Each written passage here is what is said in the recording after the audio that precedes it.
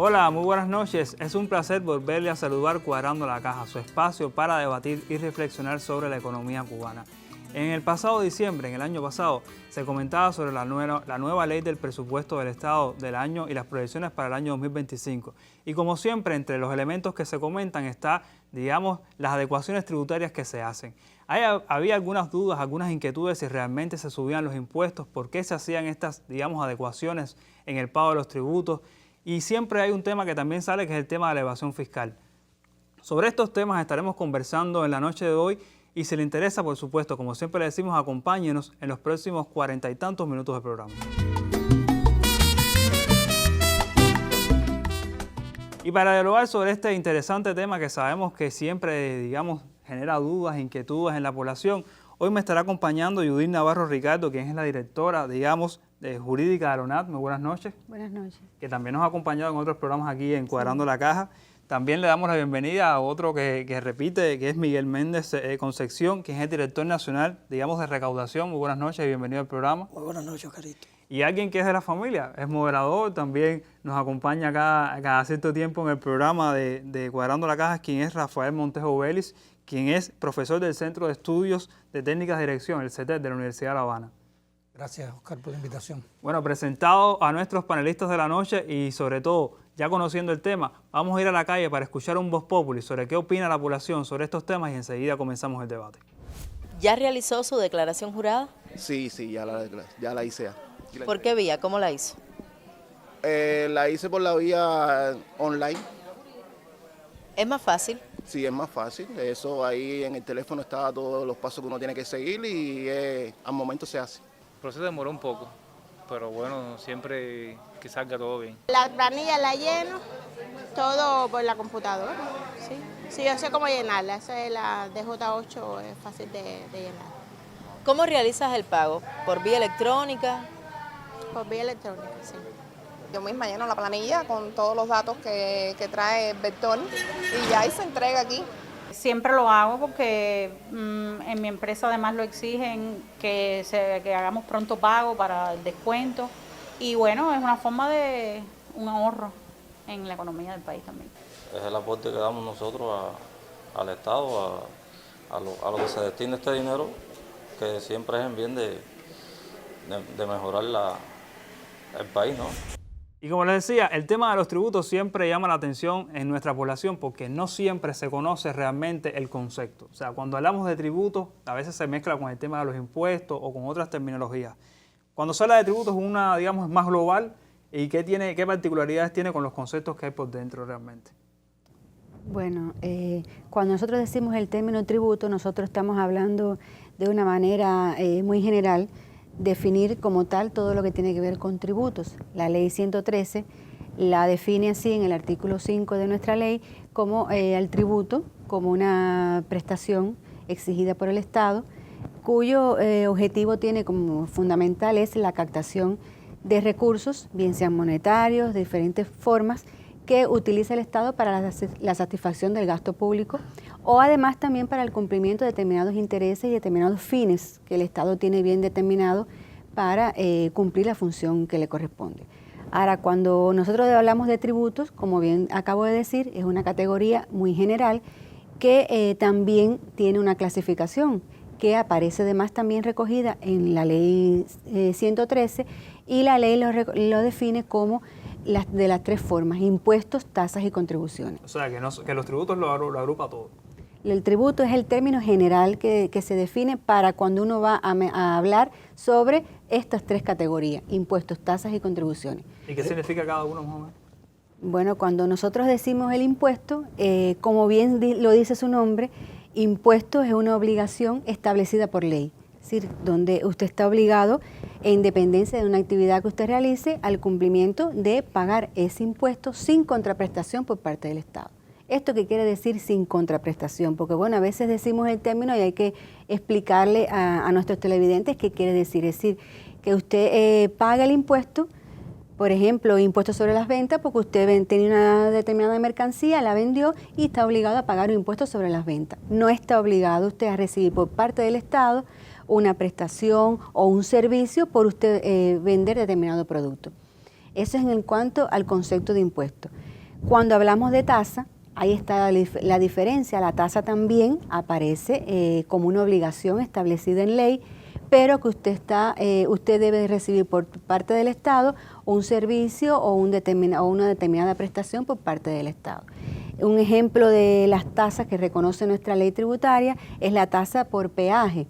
En determinadas zonas de nuestro país, usted para circular por una vía está obligado a pagar el peaje que se conoce por las personas que viajan a Varadero, en la zona de la Callería, que esa vía tiene determinadas características y por tanto usted paga el peaje por circular por esa vía. Podemos decir que, por ejemplo, que esas vías están en mejores condiciones que otras, porque realmente ese dinero que se va recogiendo ahí tiene, directamente sirve para arreglarlas y para mantenerlas. Ajá, así, exactamente, ese viene siendo de una forma más clara la definición. Y cuando decimos la contribución, bueno, la contribución también está establecida en la ley y es una obligación también que tienen determinado grupo, es decir, todas las personas, y en un momento determinado usted va a ser beneficiario de esa contribución. El ejemplo claro es la contribución a la seguridad social. Todas las personas trabajadoras, bien sean del sector estatal o del sector no estatal, están obligados a pagar la contribución a la seguridad social porque en un momento determinado o tenemos una situación determinada de salud y nos pagan el certificado médico, pero además cuando nosotros cumplimos ya nuestra vida laboral, recibimos una pensión por jubilación, ¿sí? Después de tantos años de trabajo, usted recibe una pensión en correspondencia con los años de trabajo de servicio que usted tuvo. Y que por eso y que lo hemos hablado también en el programa, cuando hay trabajo informal, por ejemplo, ese tipo de personas a veces no están pagando este tipo de contribución y realmente cuando ya tiene una enfermedad o tiene que salir de vacaciones o está embarazada o bueno, ya se va a jubilar, no se puede acoger esos beneficios que tiene la seguridad social en el país. Estamos hablando también de eso para que la gente también pueda entender que no es solamente, bueno, que me quitan mi dinero y bueno, no es que te quitan el dinero, es que es una seguridad que usted tiene para futuro. Es más o menos la idea. Profe Montejo, ¿sí? No, lo que quería comentar junto con lo que decía Judy es que se habla del sistema tributario, porque es una pieza clave dentro de, digamos, toda la política fiscal y digamos, todo el andamiaje macroeconómico del país. Es una pieza clave que además entra de lleno en el presupuesto. Sin el sistema tributario, entonces el presupuesto es lo que lo alimenta, entre otras cosas fundamentales. Está el sistema tributario. ¿Miguel? No, yo solo simplificando muy rápidamente. El impuesto es un tributo, sin embargo, el tributo es un término mucho más amplio que entonces engloba lo que es el impuesto, las tasas y las contribuciones. Y cuando se habla, por ejemplo, de la cultura tributaria, porque aquí en Cuba casi siempre achacamos de que no hay, digamos, o que los tributos no se pagan, entre otras razones, o que no es que no se paguen, sino que no se pagan de la manera totalmente eficiente que debería ser porque no hay una cultura tributaria. Y lo repetimos. Si en Cuba llegamos, digamos, más de 20 años con esta ley tributaria y que se están pagando estos tributos, ¿por qué entonces hablar de que no hay una cultura? Es verdad que las formas de gestión han crecido en los últimos años, pero hace mucho tiempo se está hablando de este tema. ¿Qué opinan ustedes? Bueno, yo sé que eso es polémico. Por una parte hay personas que dicen que sí se ha ido alcanzando y se ha ido logrando una cultura tributaria. Hay ejemplos, por ejemplo, cuando se hace toda la campaña de declaración jurada, si usted tiene un muy alto por ciento, eso habla de que las personas están, por lo menos los que están obligados a declarar, bueno, pues hay una cantidad de personas elevada, muy alta, que hacen la declaración jurada. Eso nos está hablando de que hay una cierta cultura tributaria. Pero también incluso ahí es contradictorio porque también tenemos evasión fiscal que puede ser atribuido a que no hay, porque hay desconocimiento, pero también al mismo tiempo hay personas que nos afirman que poder estudiar las leyes para encontrar dónde están las brechas nos habla de que las personas están estudiando. Tienen una cultura, pero en este caso no para el bien, sino para evadir. Yo creo que también es un tema que nosotros debemos comenzar desde edades más tempranas a fomentar, porque obviamente, aunque han pasado años, siempre hay modificaciones, hay las razones por las cuales tenemos un sistema tributario, por qué hay impuestos, a dónde van, cuál es su destino. Yo creo que en esos temas sí yo creo que hay que lograr más en la cultura tributaria. Sí, Miguel, yo creo que uno se empieza a empapar con esta terminología si uno tributa, si no realmente antes, cuando uno es adolescente, cuando uno es estudiante, realmente uno nunca escucha hablar de estos temas, aunque siempre se habla que la educación, que la salud son gratuitas y que tienen parte del presupuesto, pero realmente uno no escucha hablar de eso cuando uno es joven en la escuela. Exacto. Bueno, mira, con respecto al término cultura tributaria, nosotros consideramos que eso ahí, hablando un término un poco más, un lenguaje más popular, hay mucha tela por donde cortar, por decirlo de una manera.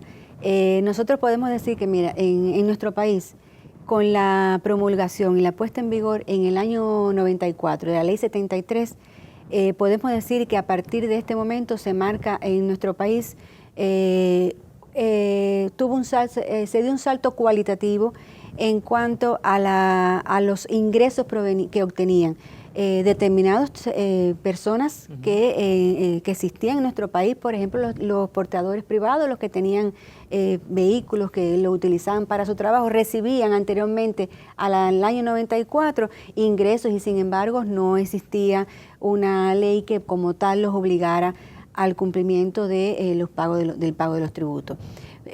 Ya con la ley 73, como le decía, se marcó, fue una etapa donde nuestro país dio un salto bastante significativo en cuanto a estos términos.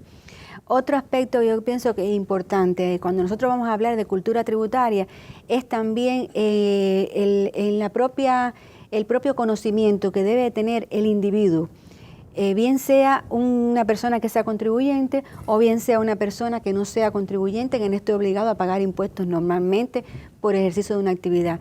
Es el papel que juegan los tributos dentro de un país. Es decir, cuando usted conozca el destino que se le da a esos tributos, son cosas que deberían divulgarse, son cosas que debería informarse a la población de una manera más sistemática quizá. ¿Qué destino se le da a los tributos? Por ejemplo, la mayoría de los impuestos que las personas, los trabajadores por cuenta propia o artistas y demás pagan, van dirigidos a un presupuesto de una localidad, es decir, de un municipio. Por tanto, esto permite que el ingreso usted lo genere, pero a la misma vez sea utilizado, se redistribuya dentro de esa propia localidad y el beneficio va a ser para esa propia población que reside en esa zona. Estamos hablando de que hay un poco de mayor transparencia, digamos, a la hora de usted capta ese tributo, pero muchas veces uno realmente, bueno, aquí tengo con el nombre de Director Nacional de Recaudación, eso suena imponente, que recauda mucho. A veces uno tiene eso, pero realmente no sabe cuál es el destino de ese dinero. Y yo creo que muchas veces las personas tampoco tienen esa cultura porque no hay, el círculo no se cierra. O sea, usted recauda, pero realmente, aunque se habla que tiene una proyección social, todos los años eso se comenta, pero a veces en el territorio esto no funciona tan así y eso es una de las cosas que vamos a hablar más adelante. Y en el caso de Cuba, es verdad que Cuba es uno de los países que más tributos cobra, el que más el dinero se recoge, que somos un país rentista y que no vivimos otra cosa, ¿es así o no? No, eso no tiene un fundamento claro. Nosotros hemos revisado los últimos estudios que se han hecho. Ahora recientemente el CIAT, el Centro de Administraciones Tributarias, ha publicado un estudio reciente donde participaron más de 179 países y realmente por los datos que ahí se recogen, Cuba representa un 17% con respecto al PIB, al Producto Interno Bruto. Es decir, lo que lo hace estar en la media de los países que fueron encuestados. Ni muy bajo, ni de los más rentistas, como usted decía. No, sí, hay países que históricamente han tenido una carga tributaria muy alta. Por ejemplo, los países nórdicos. Es notable porque además tributan, digamos, a su estado del bienestar en estos países nórdicos y hay una tradición de alta carga tributaria. Pero en América Latina también hay otros países como Brasil, México, Chile, que tienen una alta carga tributaria también. Y Cuba, como decía Miguel, se mantiene en una media. Ahora, la carga tributaria individual que puede tener una organización o una persona también está en la media. Tampoco es muy alta, tampoco es tan baja. Que eso no significa de que cada año no se hagan adecuaciones en el pago de los tributos. Sí. Mira, con respecto a que si en Cuba se pagan o no muchos impuestos, si existen muchos impuestos, hay algo muy característico de cada país. Cada país traza y define cuáles son sus tributos, es decir, los que van a regir en un año determinado o en un momento determinado, en correspondencia con las condiciones económicas, sociales y políticas de cada país.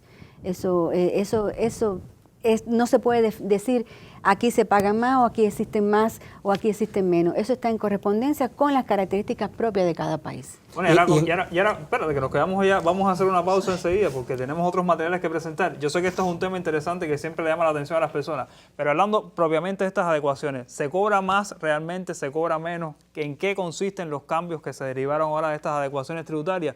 De eso estaremos hablando en el próximo bloque. Vamos a ver este material y enseguida regresamos aquí a Cuadrando la Caja.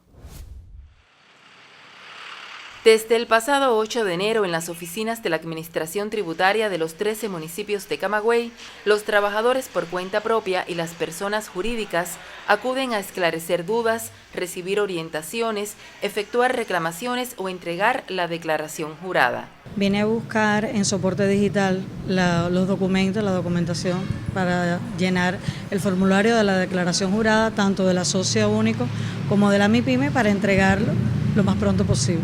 Nosotros llevamos desde el 2011 en esta actividad. La gestión que hacemos con todos los trabajadores por cuenta propia es llevarle todo el registro de sus ingresos y gastos para confeccionar la declaración jurada, que es la base de la declaración donde los ingresos de cada contribuyente se determina si tiene que pagar algo al final del año, y cada cliente está determinado con la declaración jurada del modelo que se lleva durante todo el proceso.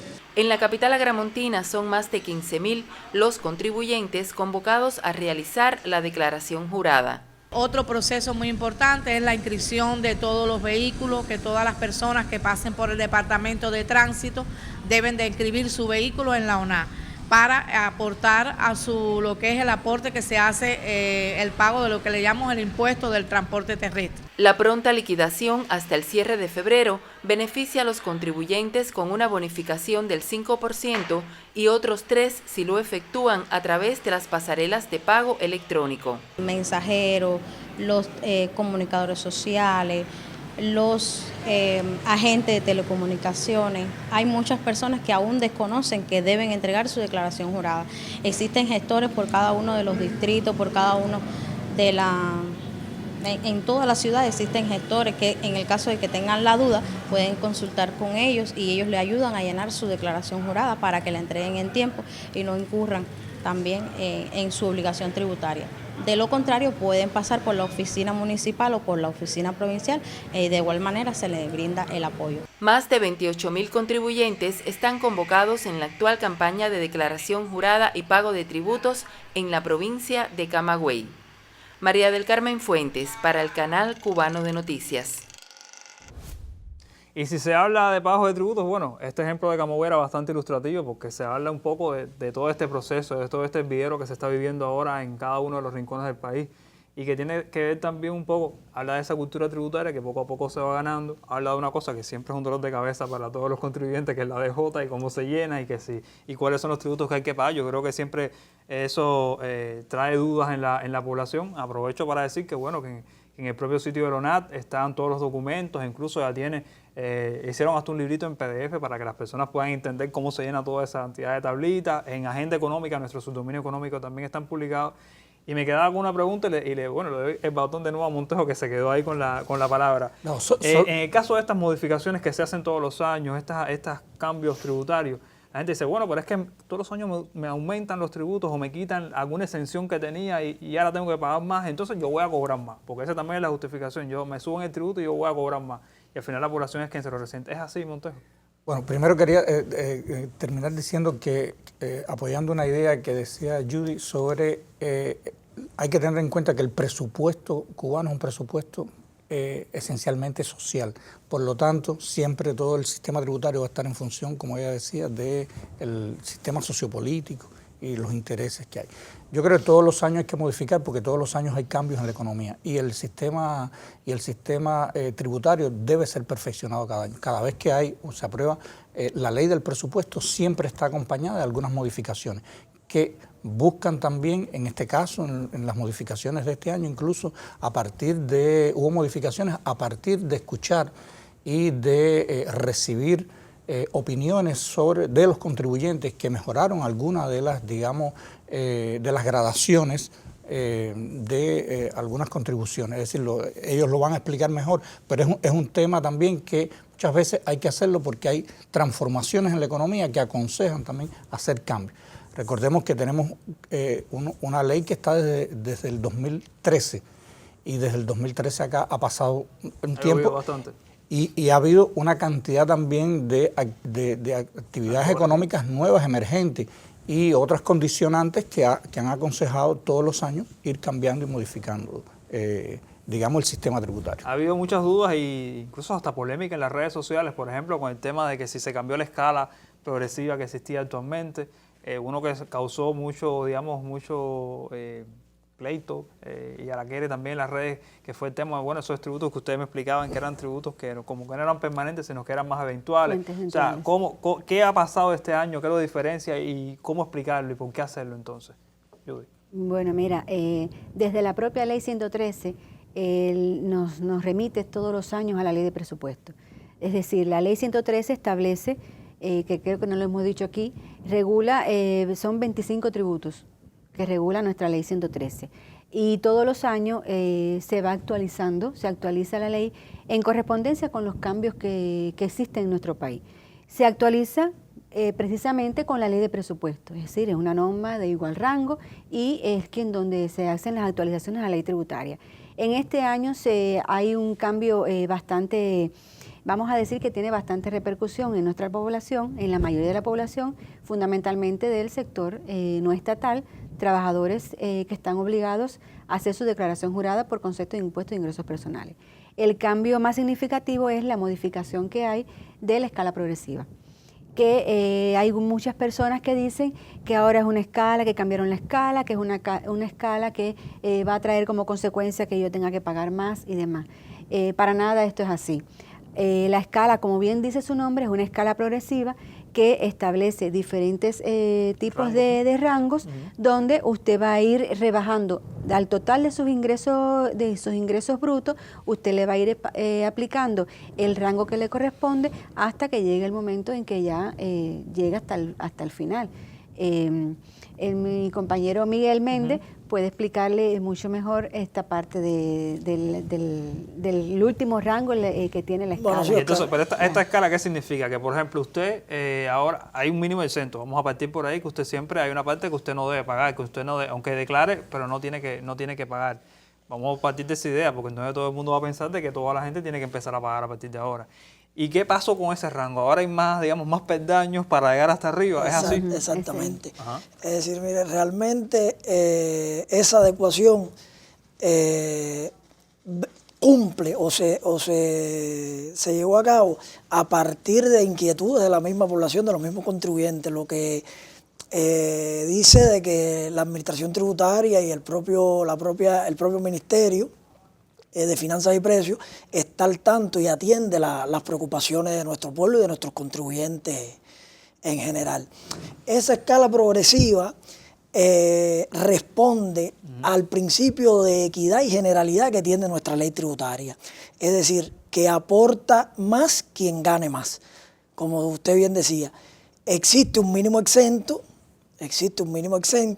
que sería para los que menos ingresos tienen, estarían exentos del impuesto.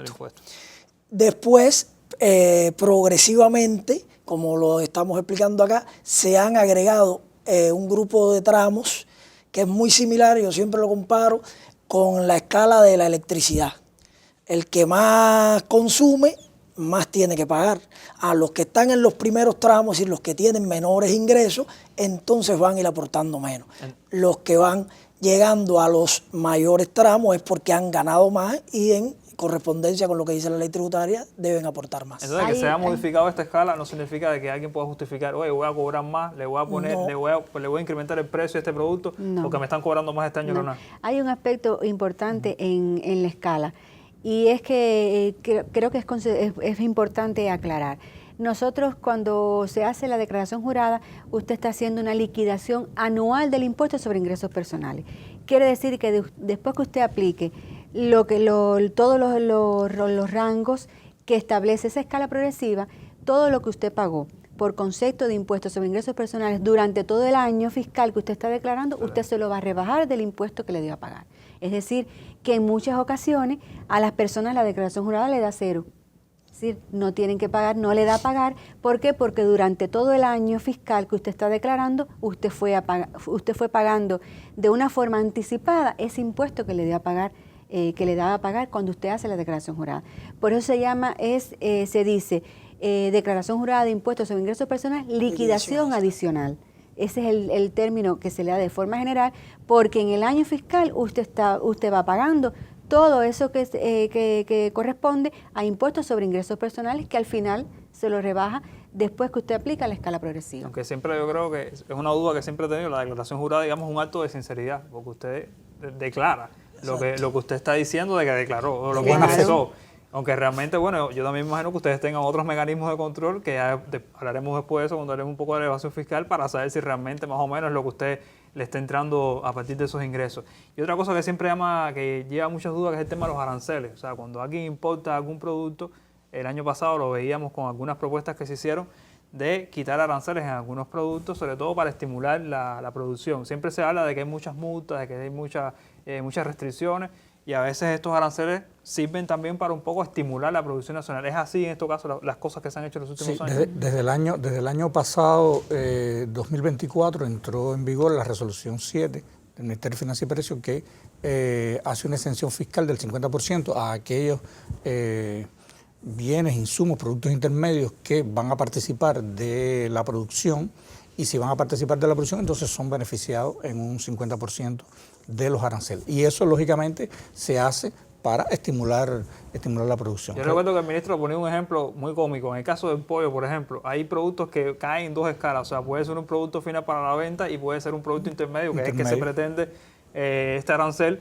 Pero, por ejemplo, decía, hay que darle un seguimiento, porque si ese pollo que me lo venden es para un restaurante, para hacer una comida, este pollo sí es el que lleva el arancel de la reducción a la mitad. Sin embargo, si es el pollo para la venta final, que yo creo que muchas veces pasa eso, yo me imagino que ustedes tengan los órganos de control debidos, entonces ese pollo es el que no lleva, si lleva un gravamen y no se ajusta a este acuerdo. Es así, ¿no? Exacto. Realmente.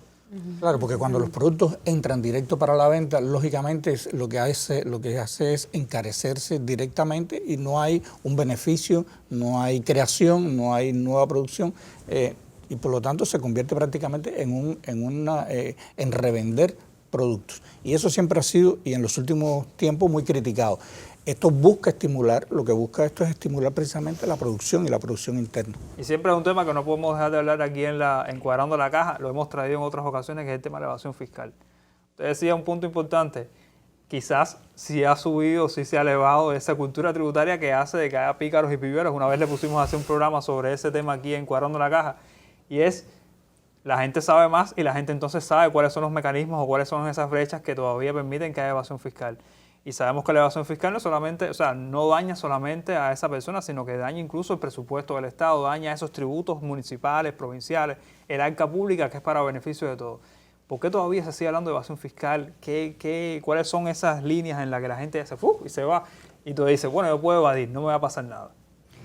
Bueno, ahorita hablamos del término cultura tributaria y enlazamos cultura tributaria con evasión fiscal. A medida que las personas conozcan más el destino de sus impuestos, la necesidad de pagar sus impuestos, pues esto disminuiría un poco las conductas evasoras o el fraude fiscal, y esto, por supuesto, esto disminuiría, es decir, aumentaría los ingresos por concepto de los diferentes tributos al presupuesto del Estado.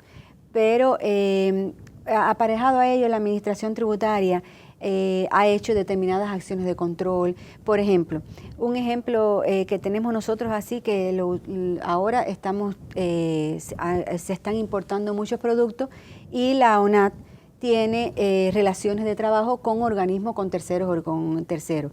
Y, por ejemplo, nosotros recibimos información de las importadoras, es decir, quiénes son las personas que han importado determinada cantidad de productos y se le da seguimiento a estas importaciones en correspondencia con lo que usted importó, pues debe haber una correspondencia con lo que usted va pagando por concepto de las diferentes obligaciones tributarias que usted tenga. Y esto, por supuesto, disminuye en un tanto la evasión fiscal.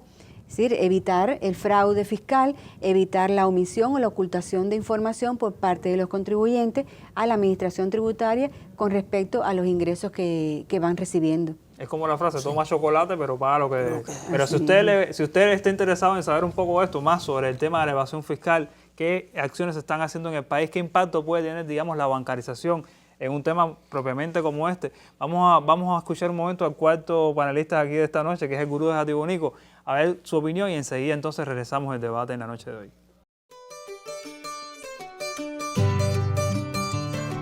Hay quien cree que el presupuesto es solo para gastar y a la hora de aportar nunca lo vemos dispuesto.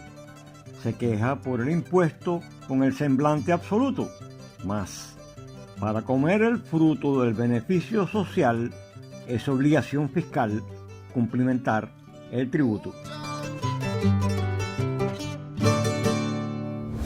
Como decía el gurú de Jatibonico, muchos a veces piensan que no los van a coger y que realmente pueden hacer y evadir este fisco y no tienen esa obligación fiscal. Y cuando se habla, digamos, también de la evasión fiscal propiamente, siempre es recurrente, bueno, esos mecanismos de control, esos mecanismos de información fiscal, que es como ustedes los llaman, para saber quién puede o no tener una conducta, así es como se llama, ¿no? Una conducta evasora. Porque he ido aprendiendo en estos años, sí, en estos años con ustedes. Pero cuando se habla de esto, por ejemplo, en el tema de la bancarización, ¿por qué es tan importante bancarizar los procesos? ¿Por qué es tan importante darle seguimiento a esa información fiscal para que no haya un proceso, digamos, de evasión fiscal o que no se tribute lo que realmente hay que hacer? Bien, Oscarito, ahí yo quería retomar una idea importante. No todo el que hace una actividad económica, no todo el que hoy es contribuyente, es un evasor fiscal. Tenemos que decir que hay un grupo importante de contribuyentes que quieren hacerlo bien, que se interesan por eso y que los resultados lo dicen. La campaña de declaración jurada del año pasado lo dijo, más del 99% declaró y lo hizo en tiempo.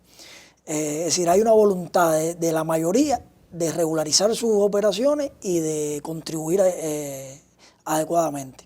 Ciertamente siempre queda algún sector, alguna parte que trata de evadir los impuestos. Eso no es un fenómeno de Cuba, eso es un fenómeno del mundo. Y ciertamente la bancarización, ya empatando la bancarización, vendría un poco a transparentar los ingresos de esa actividad económica. No solo para la administración tributaria y el control, porque a lo mejor lo ven de esa forma. Bueno, si todos mis ingresos de la actividad pasan por esa cuenta bancaria fiscal, la administración tributaria pues muy fácilmente sabe todo lo que yo estoy generando. No, pero también hay que verlo desde la parte que transparenta tus ingresos. En cualquier parte del mundo, tener legalidad de tus ingresos, tener el aval de la administración tributaria de que todo lo que tú has generado es producto de una actividad lícita, te da crédito ante cualquiera de los organismos, ante el propio banco. Y eso en Cuba tenemos que irlo ordenando. La bancarización es un concepto amplio. Entre una de las cosas es regularizar esos ingresos a partir de la actividad económica. Otros pasos que estamos dando y que influye que a lo mejor en algún momento alguien piensa que todavía puede ir evadiendo, es porque estamos carentes de un sistema de facturación electrónica. Si hoy el país no tiene en vigor, no tiene las condiciones de que en todos los negocios, en todas las actividades económicas se facture en el momento en que se hace la operación, en que se realiza la venta o se presta un servicio. Y esa es la brecha, como decía el profe, esa es la brecha que utilizan mucho, el no pasar esos ingresos por la cuenta bancaria fiscal, el hacerlo en efectivo, al no existir una facturación, bueno, pueden creer que no pueden estar controlados al 100%. Oígame, mira que hemos hablado otras veces, que hemos escuchado que si no tenemos nada en contra del sector no estatal, al contrario, que esto es un programa que sobre todo fomenta esa cultura tributaria para que todos lo hagamos bien. Pero mira que hemos escuchado a veces de que este menganito de tal no tiene la cuenta bancaria fiscal. Y yo me digo, ¿pero hasta cuándo? ¿Hasta cuándo vamos a seguir repitiendo de que esta persona no tiene una cuenta bancaria fiscal y sigue operando? ¿Es así o ustedes han apretado la mano? Mira, ahí es bueno aclarar. Otro de los beneficios también de la bancarización es la obligatoriedad que tienen las personas, los trabajadores del sector no estatal, de tener su cuenta bancaria fiscal. De esta cuenta bancaria fiscal usted puede pagar sus tributos. Sí, usted puede cumplir todas sus obligaciones tributarias desde la propia cuenta bancaria fiscal. Y esto es un beneficio para los contribuyentes. Es muy factible, pero además que puedes pagarlo de la misma cuenta bancaria fiscal, tienes derecho además a obtener el beneficio de, por utilizar el canal de pago, este tipo de canal de pago, usted se bonifica un 3% todo lo que usted está obligado a pagar. Entonces, por tanto, es la insistencia de que las personas tengan y abran su cuenta bancaria fiscal. Además de eso, independientemente de que la Administración Tributaria está otorgando este beneficio, es también una exigencia de la Administración Tributaria la que operen esta cuenta bancaria, porque es lo que explicaba el compañero Miguel, le permite al contribuyente ser transparente con la Administración Tributaria, ser transparente con la ONA. Desde el momento en que usted es sujeto de una acción de control, pues bueno, usted puede mostrarle a la ONA desde su misma cuenta bancaria fiscal todo el movimiento de su actividad, cómo usted ha operado, la coincidencia que debe existir entre la cuenta y sus operaciones, sus estados de cuenta, sus estados financieros, todo lo que esté relacionado con su contabilidad. Sí, sigue habiendo causas y condiciones que propician que haya evasión fiscal. En el mundo, como decía Miguel, y también en tiempos de crisis, cuando las personas hacen ese cálculo de que si voy a ser o no detectado, donde hay puede haber una baja cultura tributaria. Entonces hay todavía causas y condiciones que hacen que haya todavía esa intención de la evasión fiscal junto a la subdeclaración que puede estar más asociado a determinados errores. Pero también hay estudios sobre cuál es el perfil del evasor o de la evasión fiscal en Cuba, y pesa mucho para no evadir cosas tan interesantes como los valores familiares. Es decir, las personas muchas veces se detienen más que por todo el sistema, digamos, de detección que puede tener y de información que puede tener la ONA por su propio ambiente familiar. Cosas interesantes que pesan mucho en la evasión fiscal. Por eso es tan importante el tema educativo, el tema de la cultura tributaria. Y en el caso, por ejemplo, de los municipios, de los territorios, porque siempre se habla de que sí, la ONA como estructura nacional, pero yo creo que aquí los municipios se tienen que preocupar, lo hemos hablado en otras mesas, en otros programas de presupuesto. El municipio tiene que preocuparse por obtener esos ingresos, por cobrar realmente esos tributos, porque el inspector o esa familia tributaria que esté ahí realmente funcione. Y además también se relaciona mucho con ese impuesto, esa contribución territorial que muchas veces las personas no saben ni para qué se usa. ¿No es verdad? Sí. Desde hace un tiempo la ONAT ha establecido relaciones, muchas relaciones más cercanas, por decirlo de una manera, con los gobiernos locales.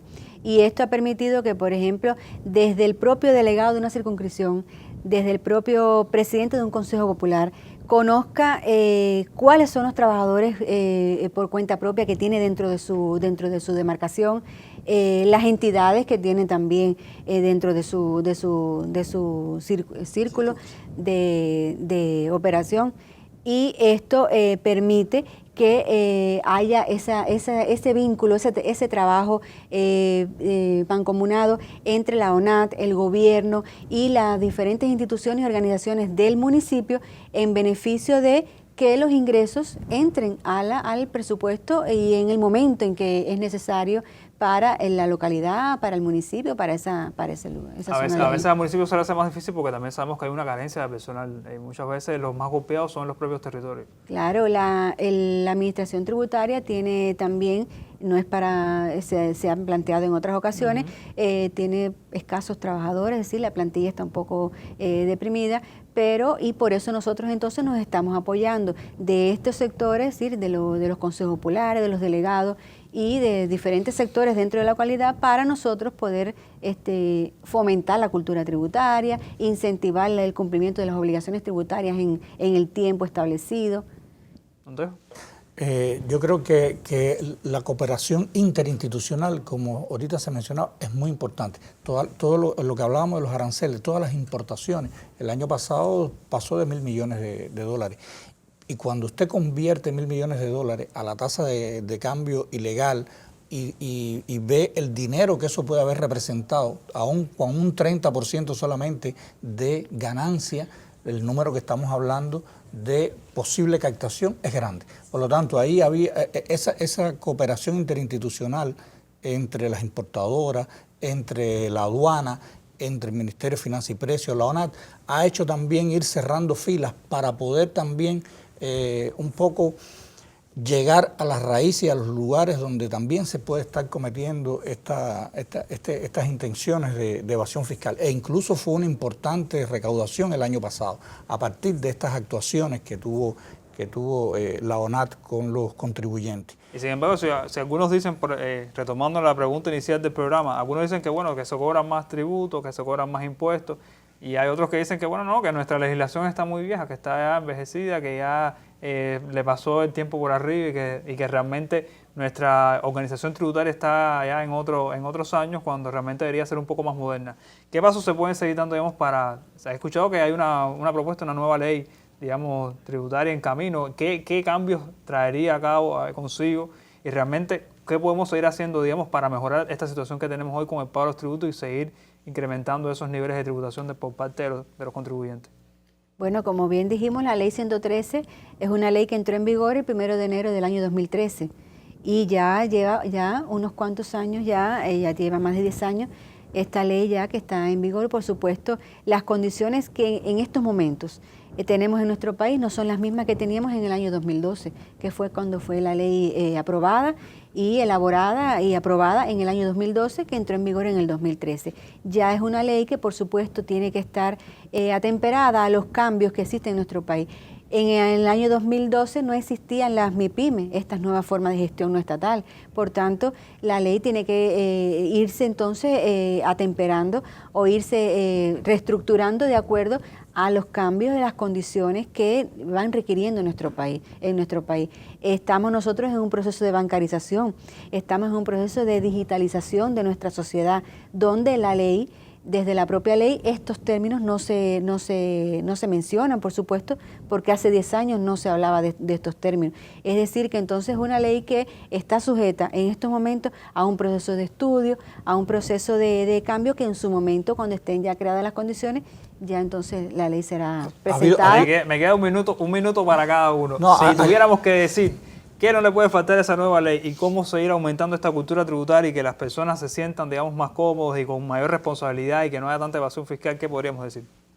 Yo diría que las próximas leyes o cambios que haya sobre el tema tributario deben simplificar lo más posible todo el sistema de procedimientos para que las personas puedan transparentar mejor. Y tiene que ir acompañado, lo que Miguel decía, de un proceso profundo de digitalización. Y es posible que por ese camino lleguemos incluso a tener las condiciones mínimas para comenzar a gradualmente empezar con el impuesto al valor agregado. Un tema interesante. Ese último tema yo creo que da por un próximo programa. Miguel, te han dejado las palabras de conclusión del programa. No, ciertamente yo creo que ha sido muy profundo. La ley tributaria no puede faltarle.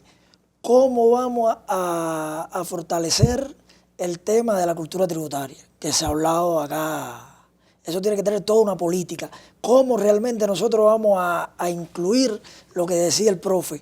¿Cómo vamos a incluir en los programas de estudio el tema tributario para que entonces, ya desde que estemos en los primeros años, nosotros conozcamos de tributación la importancia y los destinos de los tributos?